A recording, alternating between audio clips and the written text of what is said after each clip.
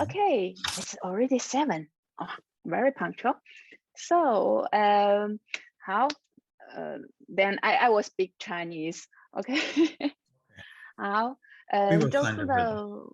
周四的晚上欢迎大家什么我们可以从中学习到什么 So welcome Huschang from Canada now and I've just talk about what a designer can be and we can also learn many from your personal experience of your career and also your working from the past. So now it's your time.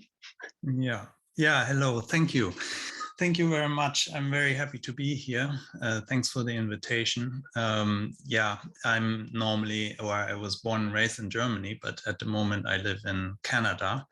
So I have quite a journey behind me. And as it already was written in the announcement, yeah, I'm working in many design sectors, and what I did mainly was always circling around marketing, product development, and at the end, in the last few years, a lot about hospitality design.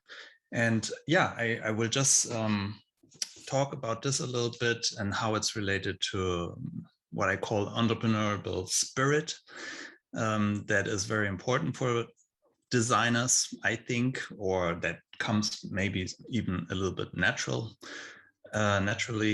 And yeah, I will just start and take you through a few examples, not just hospitality design, but as you said, also other bits and pieces of my work from the past. So I'm kind of joking if I say working as a designer is the best and the worst. I'm joking about the worst part, but yeah, it is a little bit like once you're a designer, it's hard to escape. On the one hand, the great thing about working in designers is that it gives you a lot of freedom and that you can follow your dreams, and that design also takes you to a lot of places.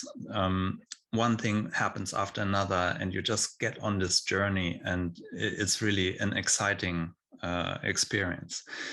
On the other hand, it's really hard to switch off because everything is so interesting and everything is connected. It's really difficult to ignore things and not to take on other projects or more projects. And it happens very soon that the days are getting too short and that you can't keep up with the work.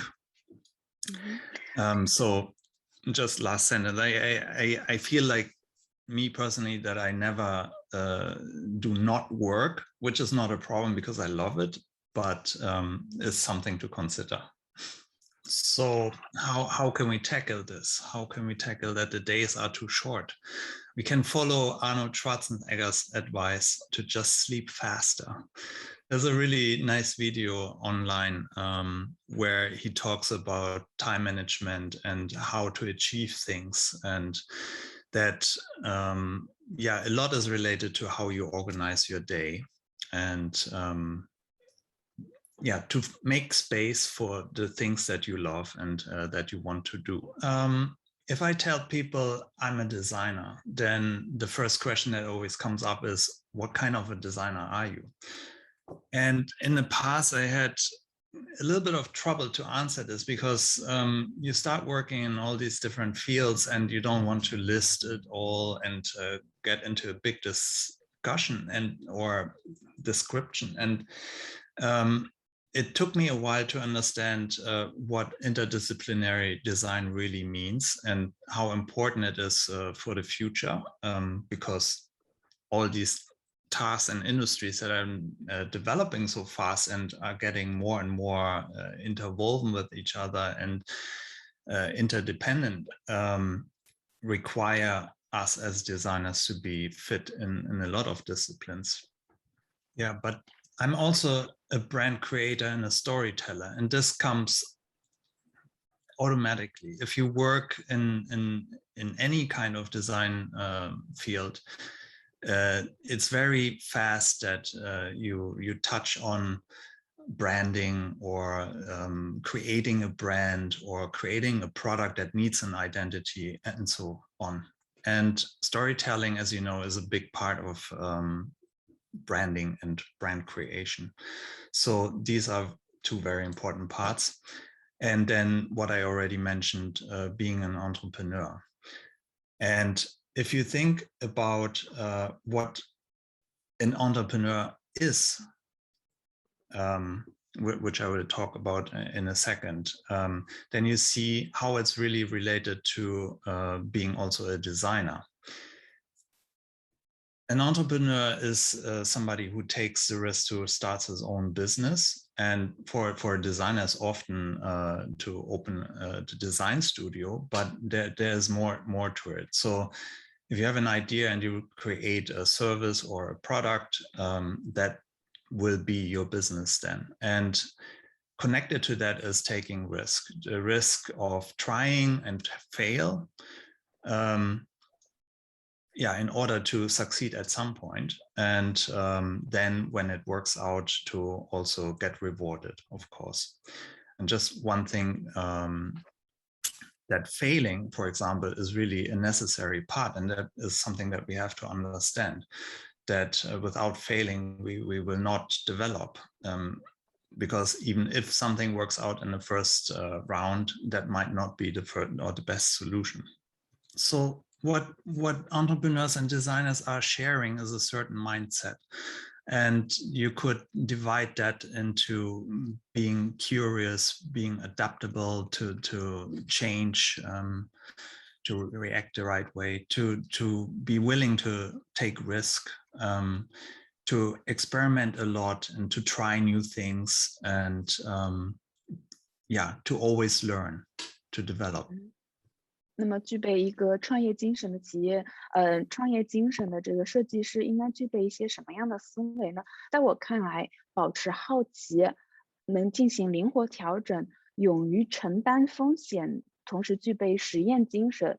当然，最后一点我也是要就是经常性的学习，保持终身学习。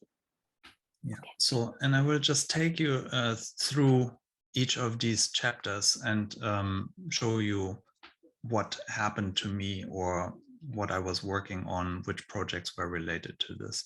So the first one, to be curious. So curious people ask a lot of questions, and they observe very carefully, and they network. They want to be with people from different expertise and learn from them and talk to them. And they want to try a lot of things and go into experiments or set up experiments for themselves in order to learn and to gain new knowledge. So it's all about cross-pollination. It's about getting inspiration from as many different sources as possible. Because if you look always in the same spot, then you cannot connect the dots and cannot get creative. Creativity is really to connect information that you have and to create something new through these connections.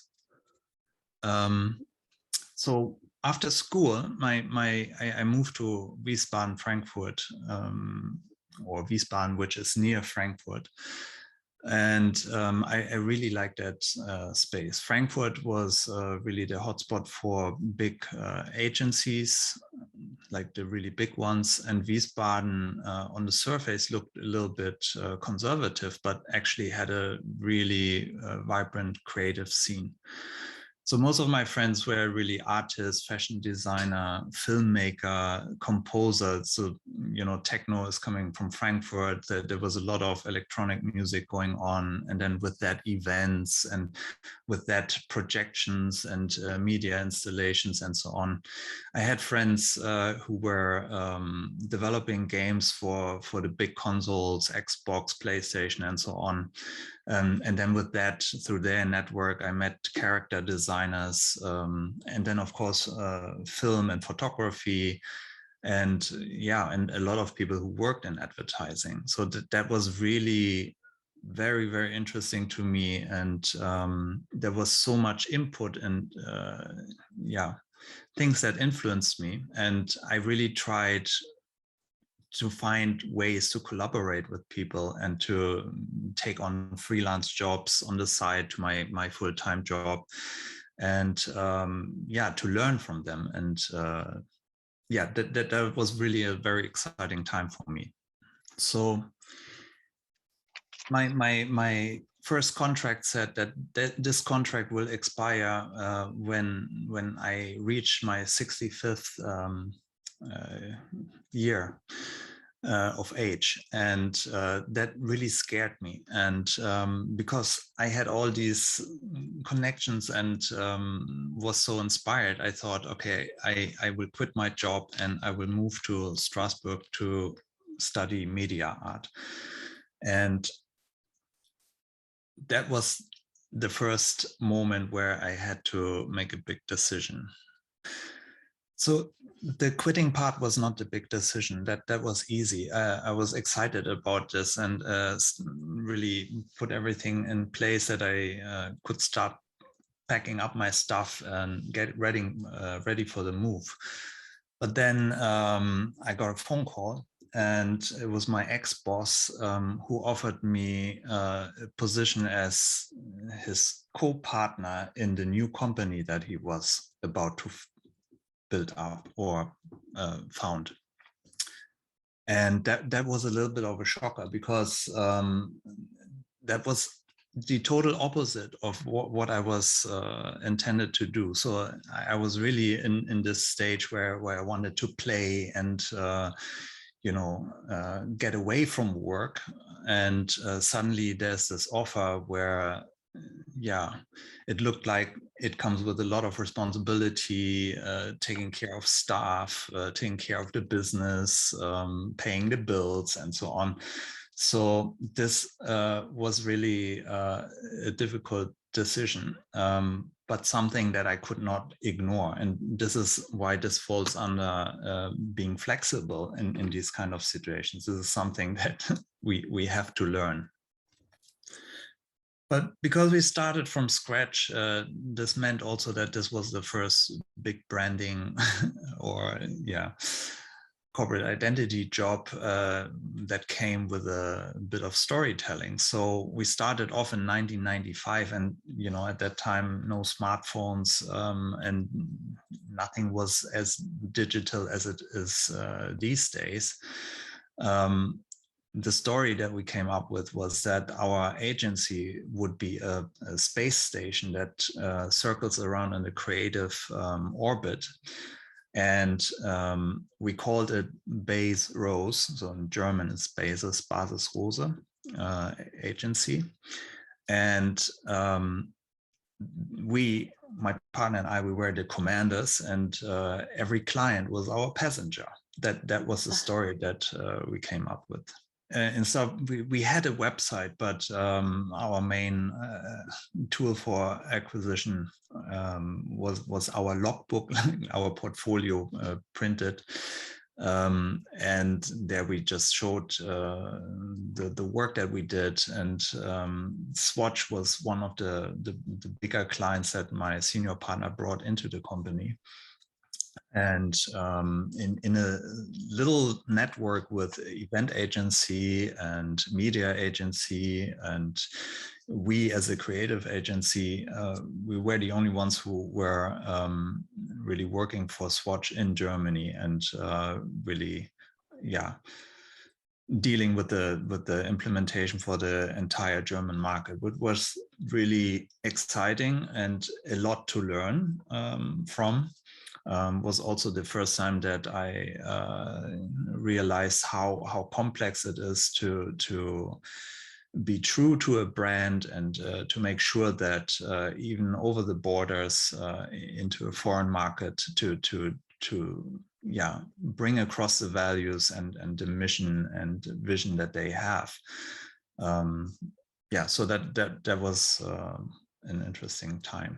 we did that for a while, and you can imagine the agency grew, and my responsibilities went away from the creative work, and was a lot of administration and yeah, dealing with the clients, the bank, and so on. So I got a little bit unhappy about that because I really wanted to design. So at a very good time, when everything was really fine, I decided to leave and get out of that company.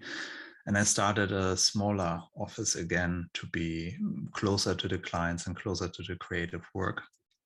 And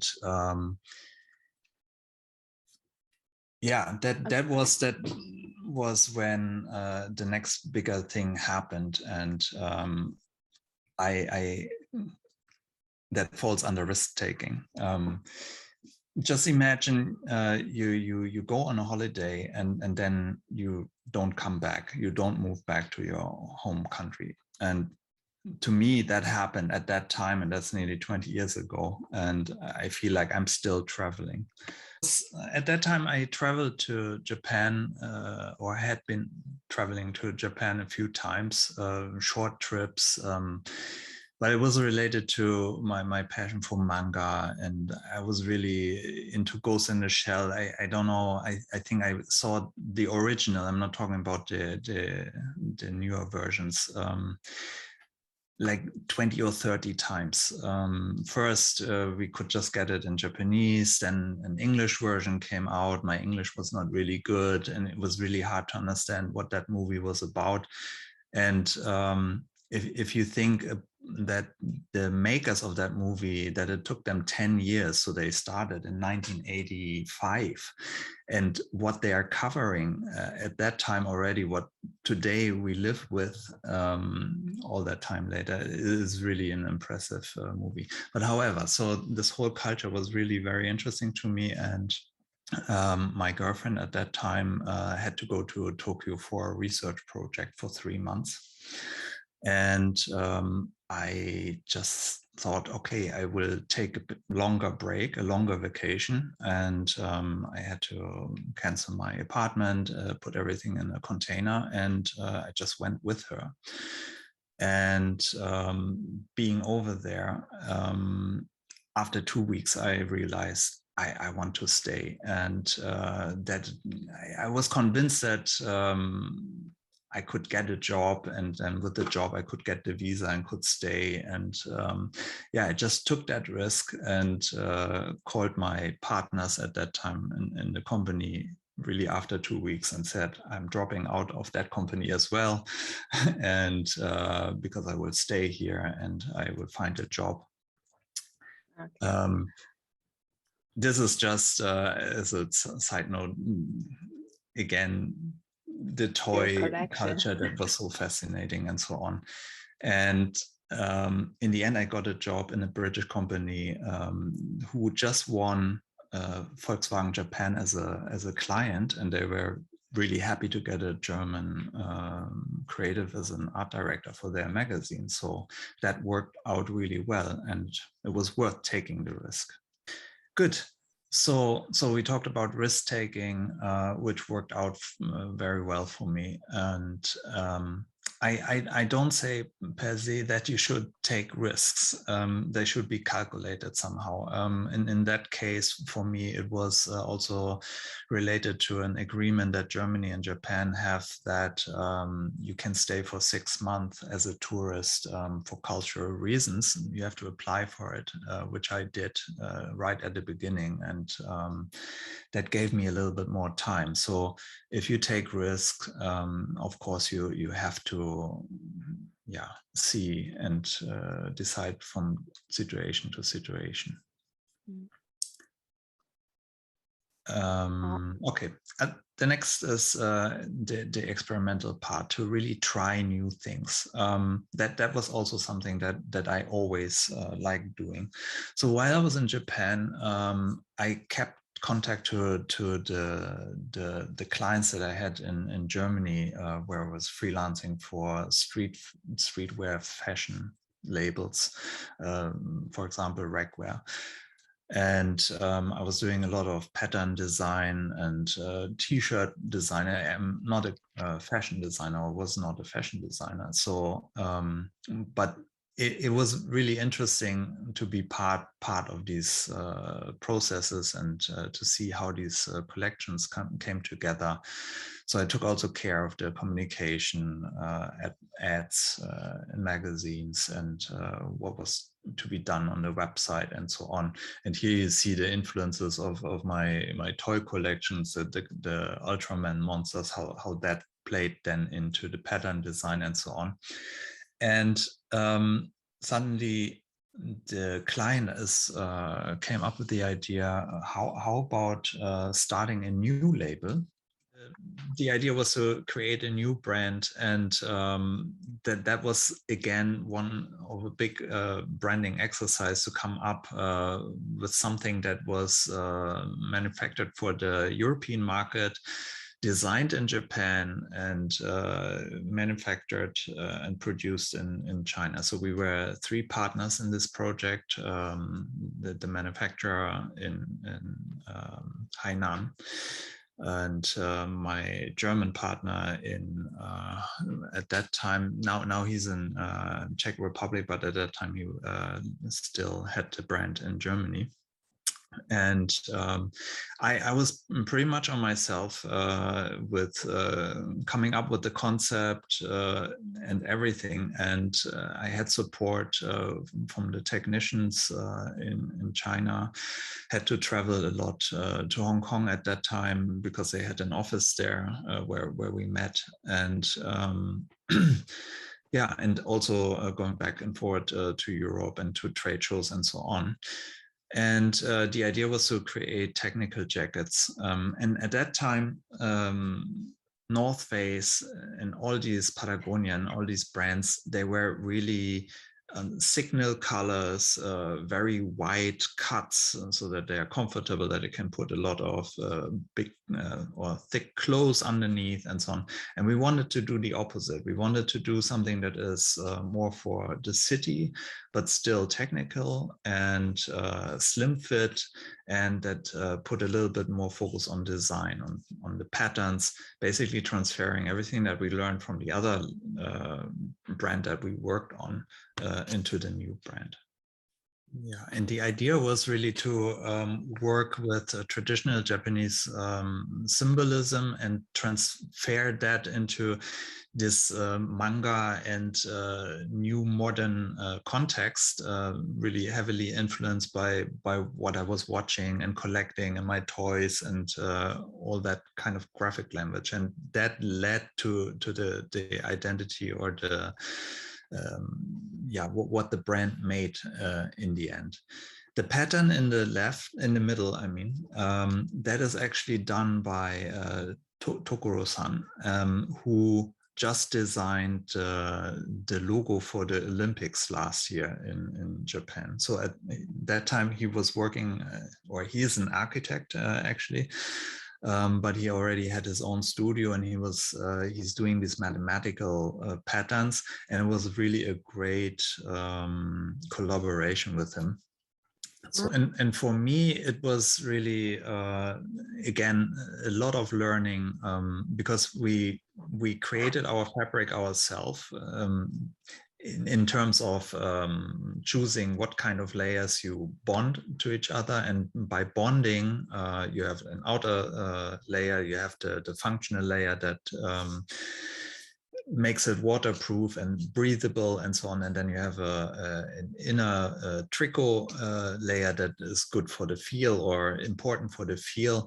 And these were all things that were really fascinating. Also, I remember that we were at these trade shows shaking the fabric to see how the fabric sounds, because you know, the experience of wearing a jacket and putting it on, how crisp it is, what kind of sound the jacket makes if you put it on. You know, is it something that is totally without any sound and is very soft appearing, or is it something that's what we wanted, something technical that makes a lot of noise when you put it on.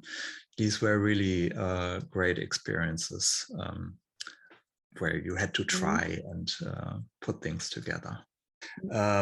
Another example for a project where I really started from scratch without knowing anything about it, and that came alive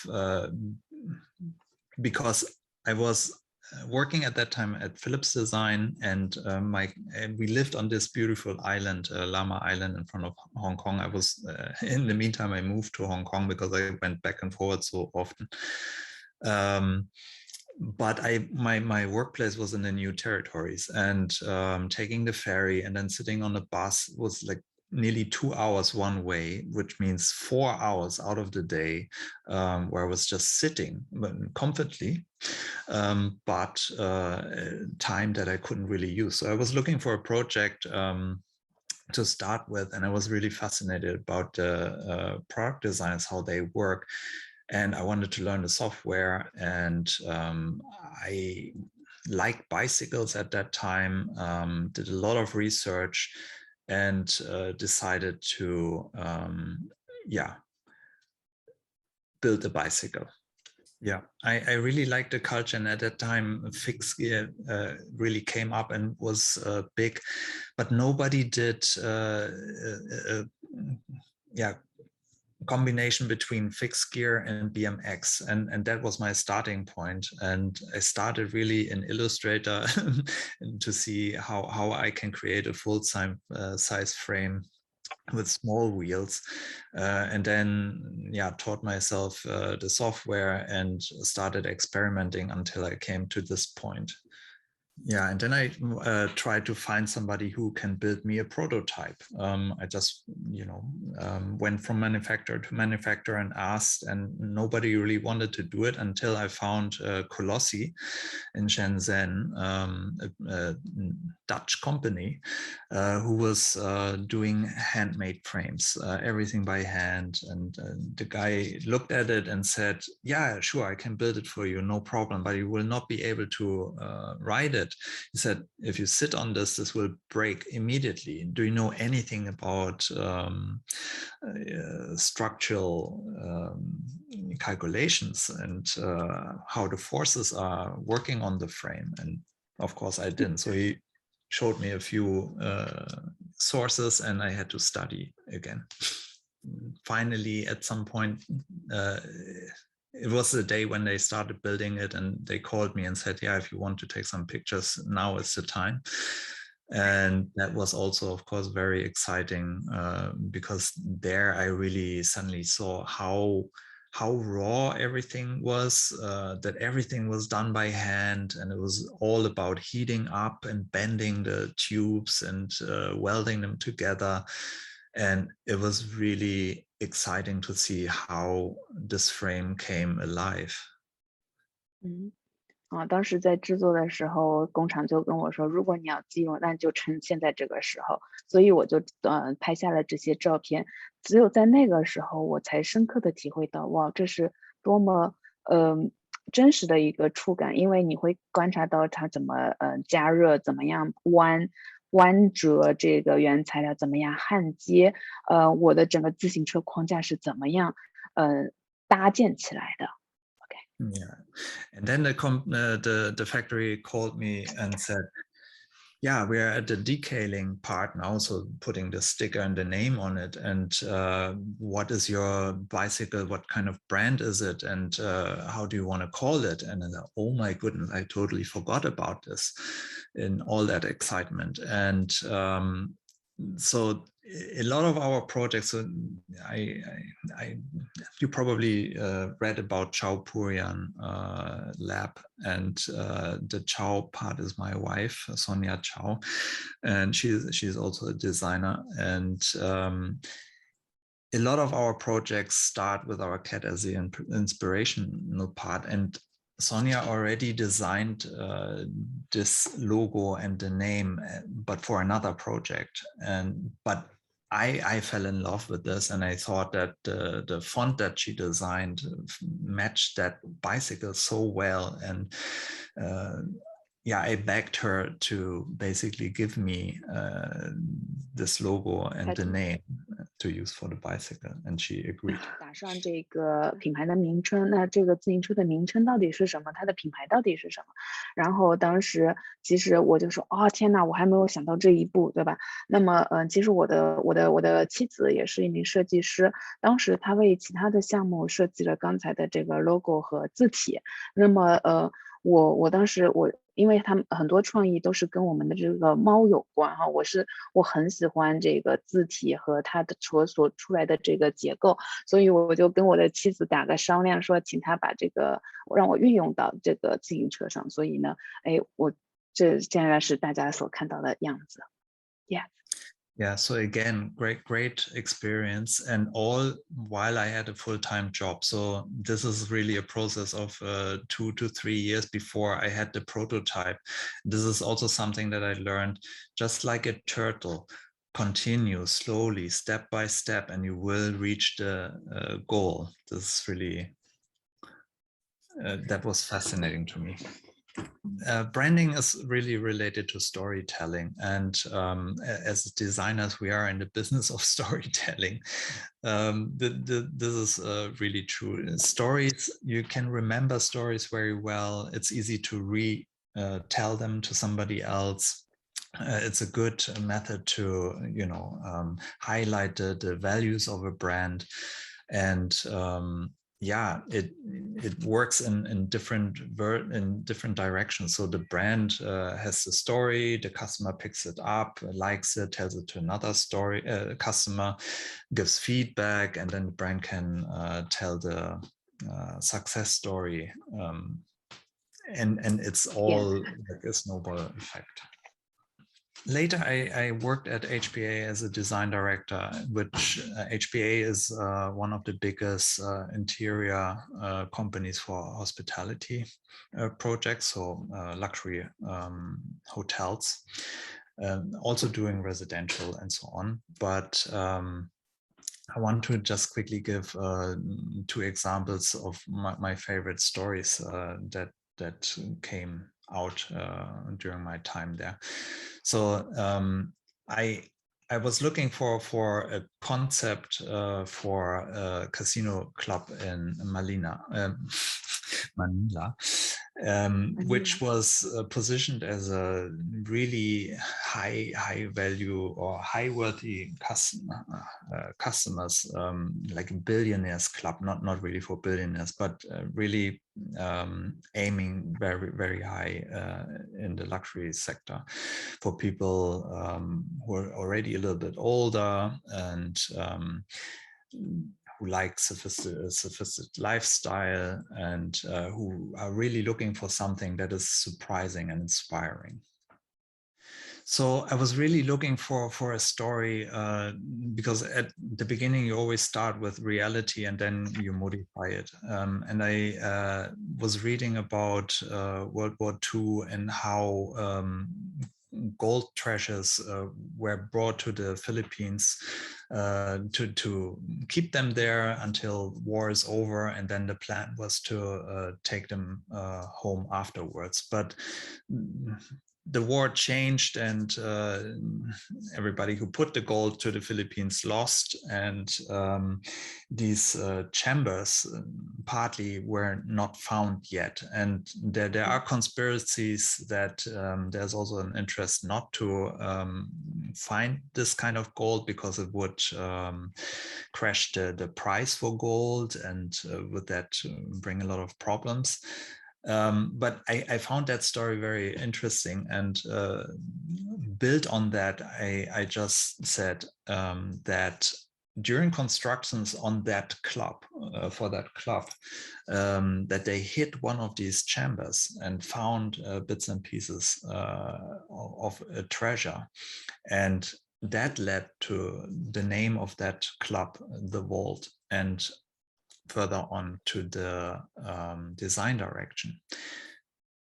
And I just wanted to show this as an example because it shows that just by telling a story, you end up with a brand personality. You can create the promise out of it and the whole visual identity. And it doesn't matter whether it's for print and communication or if it's for the spatial experience. But storytelling is really a very powerful tool.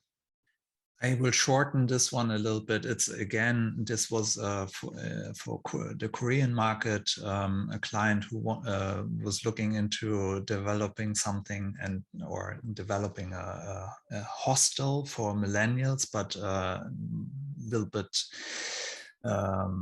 higher price. And the idea here was also based on a story to say, okay, we look at what the Native American tribes,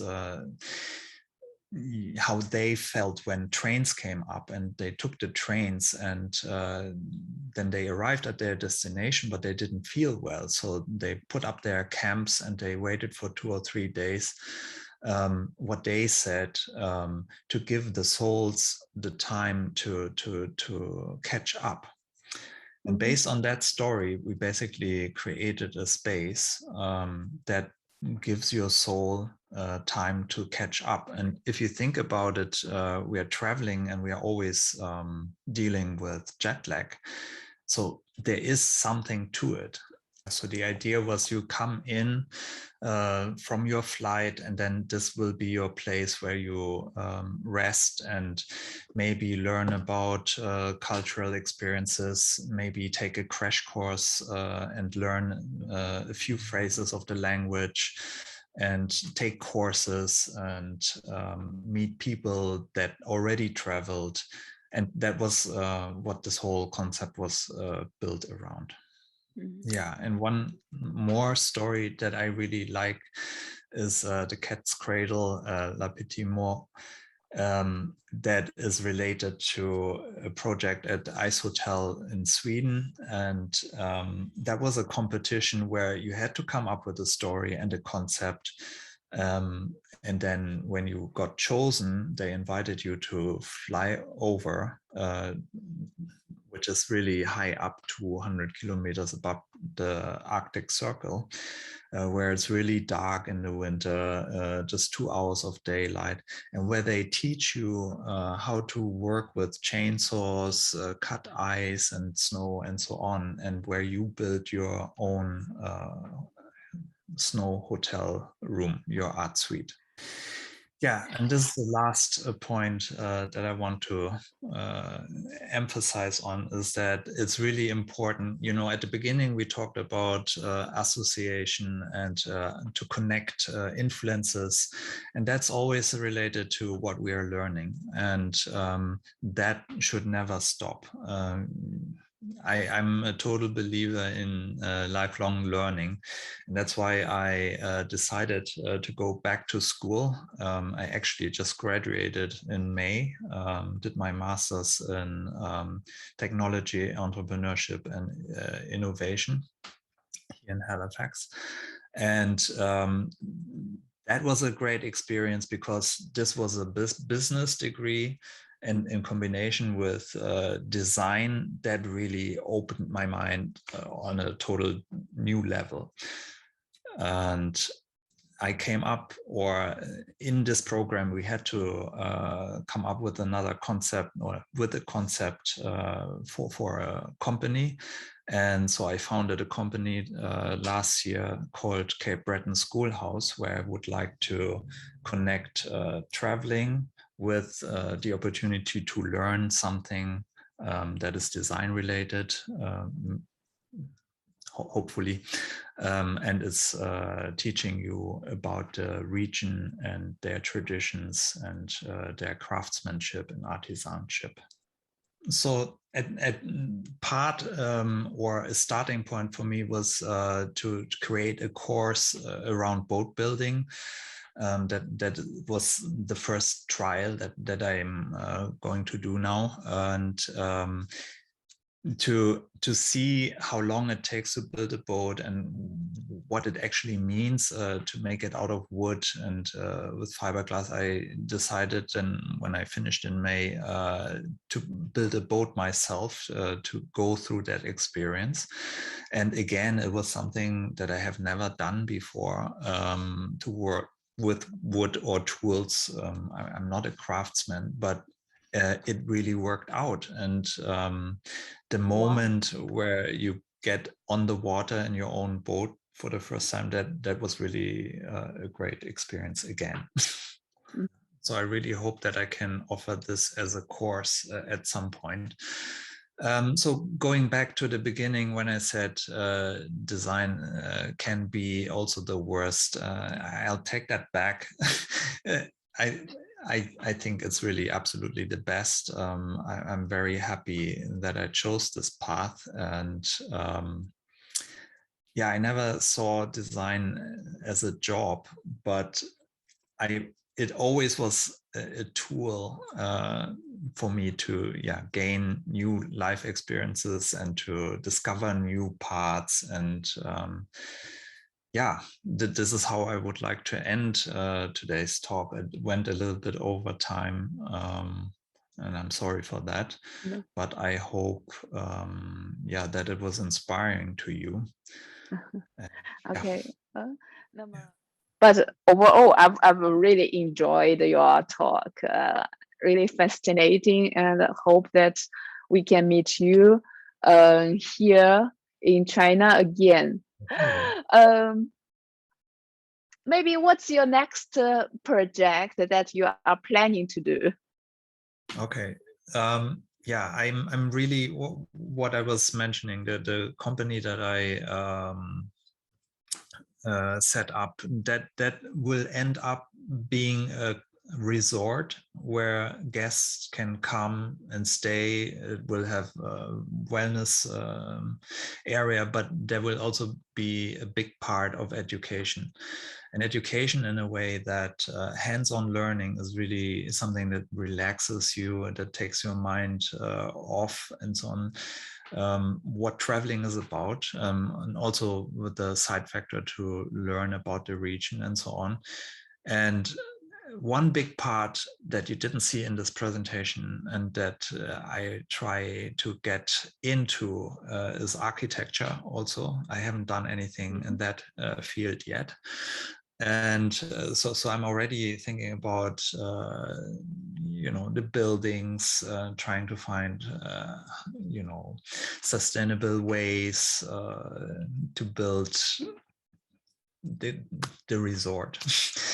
That will be the next big part, but it moves very slowly, and also because of the pandemic, traveling is the industry is very hurt at the moment, and people are not very willing to experiment.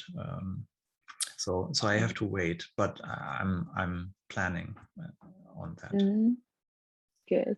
Very interesting talk. And okay, the time also goes to as we planned. I see no more questions again. So thank you, Huschang, and thank you for sharing your experience and your inspiration as well. Also, this talk will inspire us, our students, and so on. So thank you, and we'll see next time. Yeah, thank you for giving me the opportunity. It was fun. Yeah. 谢谢，也谢谢大家的线上参与。OK，拜拜。Bye. Have a nice day. You too. Yeah. Bye.